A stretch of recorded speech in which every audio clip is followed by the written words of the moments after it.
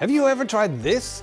Marinating your beef ribs in soy sauce. Mostly I use sweet soy sauce, put it in the barbecue sauce and make it taste freaking delicious. And beef ribs I season with salt and pepper and then smoke it for hours on end to get these juicy, delicious beef ribs. And that's why I thought, why not bring two of my favorite ingredients together. Big thanks to Napoleon Grills for sponsoring this episode. You see, if you brine beef with salt, you alternate the flavor. It becomes, well, just like brine chicken or brine pork, it becomes something different. And in case of pork and chicken, that is a great thing. But with beef, you're changing the flavors a little bit too much where you lose some of that beefy flavor.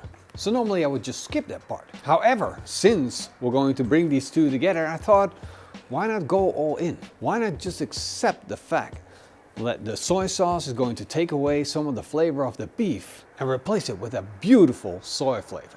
So I got myself some beef ribs, and of course I always have a bottle of soy sauce with me. Now with soy sauce is one of those things where you can't just take out a bottle of soy sauce and go with it. It's like wine.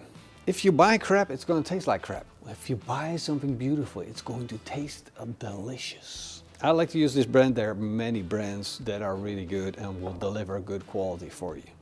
But what am I expecting out of this? Well, I'm expecting this to have a lot of salt, go into this beef, basically on a cellular level, penetrate the membranes of the cell, put in a little bit of soy flavor with that saltiness, and that's called the osmosis effect. Now for the thumbnail, I'm just going to pour a little bit of this soy sauce straight over the beef ribs. I'm not going to do anything to these. You see, now we can have a beautiful thumbnail for the beginning of the video. But in reality, that's not what I'm going to do, because that's wasteful to the soy sauce. I'm going to take these ribs and cut them into single ribs.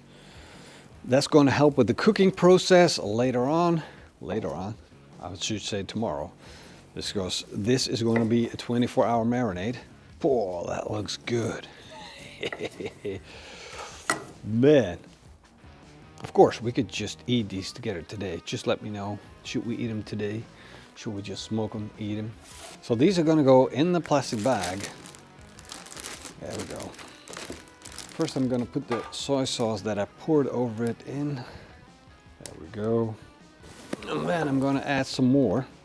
We don't need crazy amounts of soy sauce. It shouldn't be something, if this is going to work, then it shouldn't be something that is going to take a $20 bottle of soy sauce and have it not work in the end. I'll see you guys back in 24 hours and we'll continue this experiment. Well, hello, back again. In 24 hours, there's a lot of moisture drawn from the beef ribs. Trying to get rid of as much moisture out of the bag as I can. Look at that. They turned completely black. A little bit of the fat cap that didn't soak up all that soy, but the meat completely soaked up that soy sauce. And now basically this is ready for the barbecue, but I want to make it a little bit more exciting than just a black block of beef. I'm just going to season it with a little bit of sesame seeds, just to give it a little bit of color. Now, keep in mind when we start smoking this, that is going to change in color a little bit, but it's going to help with some texture on the outside. I'm going to do the same for a little bit of chili flakes and some Texas barbecue seasoning. Now, it's not that I really need a lot of salt anymore. I just need a little bit of pepper, garlic powder, onion powder that's in this. Just a light sprinkle. Now that looks super beautiful. Of course, I'm going to do all sides of this. Sesame seeds, chili flakes, Texas barbecue seasoning, and there we go. Now that is one good looking beef rib. Time to fire up the kettle grill and start smoking. I'll be using the Napoleon Kettle Grill Pro, which has a beautiful cast iron grill grate. I've got a couple of bricks in the back of the grill, behind which I'm going to put my charcoal briquettes. Of course, I'm going to put in a chunk of firewood that goes on top in the middle, 2 wool fire starters. Light that up.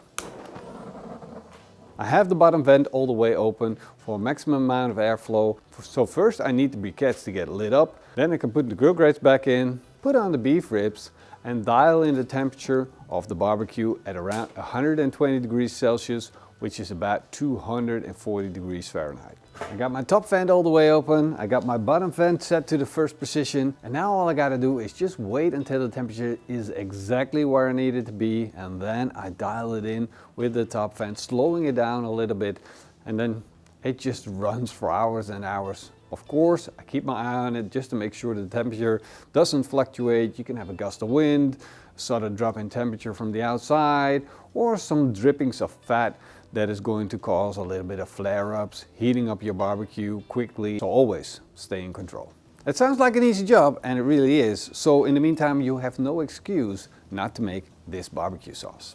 A 1/4 cup tomato paste, 1 sliced kefir, a tablespoon of chili flakes, a tablespoon of Texas barbecue seasoning, 4 tablespoons of maple syrup, a 1/4 cup soy sauce. Mix it up and bring it up to a boil. And then strain it in a glass jar, and you're done. Oh, look at the color of the ribs. I'm going to take out an aluminum tray. Put a couple of slices of that butter in the bottom of the tray. Not gonna need all that much. Next up is some sugar to balance out that saltiness. Sprinkle it on. I like to use dark sugar because it's been caramelized already. And that is what gives me more flavor. Just a little sprinkle. Now I'm going to take my beef ribs and place them upside down on the butter. You can see that the bones have been protecting the beef. There we go, look at that. Just let them sit side by side. Place a sheet of aluminum foil on top of it, and that goes back on the barbecue. I'm gonna close the lid. I'm just gonna let it cook until it's super soft and tender. And that is gonna take another couple hours. It's been another 3 hours, and it's time to take a look. I think they're done. Let's see. Checked a couple of times, and oh my. I'm quickly going to check with my thermometer to see if they're really where they need to be. And I'm going to probe the nuts for temperature, but like the resistance.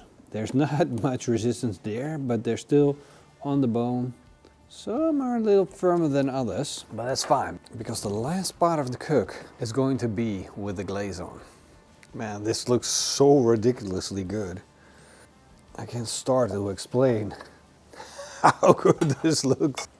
This is just ridiculous. Now, it's almost like you can't see the sauce. It's almost the same color. Wow.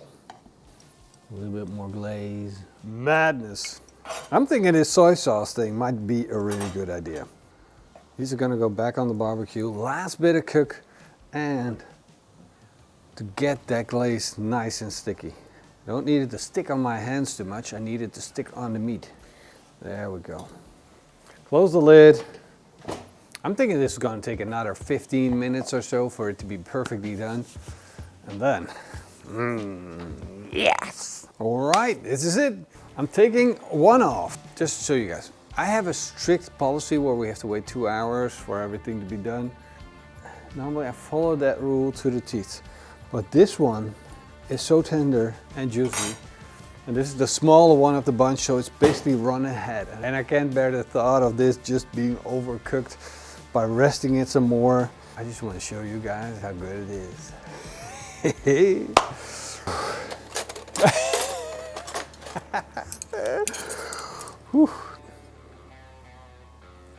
Ooh, that looks good. All right, without further ado, the official taste test. I really have to think about this, because what the soy sauce did is basically draw out a lot of moisture in 24 hours. And it kind of made the outside, let me trying to show this to you. It made the outside a little dry, but that gave me a really nice crust, almost like a jerky crust. This is so tasty and surprising. It's not the best way to make beef ribs in the sense that you get this super juicy, tender beef rib that's falling apart on you. The outside's a little bit jerky, and that is interesting in itself, and it makes for a really tasty rib. But don't expect like the traditional beef rib. It's a good thing to try, but I think I'm gonna have to try this with pork belly, because the flavors are just insane. Would make more sense because beef ribs are a little bit pricey. So if you try this on pork belly, it doesn't matter that you have that little bit more texture and crunch. As a matter of fact, it can do with more texture and crunch. So if I'm gonna do another experiment with this, it's gonna be on pork belly, for sure.